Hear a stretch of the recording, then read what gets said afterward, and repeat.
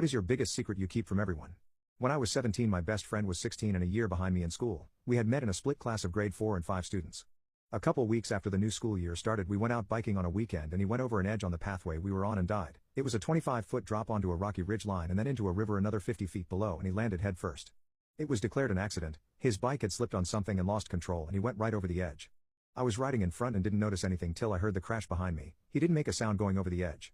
When I turned around and looked, it was a sight I will never forget and still have nightmares about.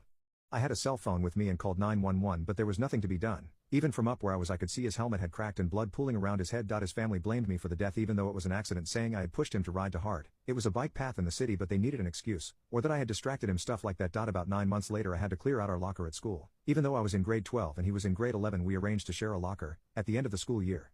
As I was cleaning it out, I found an envelope taped to the bottom, a shelf addressed to me. I took it home and it was more than a month before I could open it. 2 days after my 18th birthday, and it turned out to be a suicide note he had written the Friday before the accident. It laid it all out, including the very details of how he planned to do it, down to the bend in the pathway that had no guardrail and the reason for why he was doing it. It has been almost 8 years since I opened that note, and I've only told a lawyer, who I contacted about having to turn the note over to the cops. He said no and gave me a detailed written explanation for me to keep as to why I didn't have to, and a counselor a couple years later.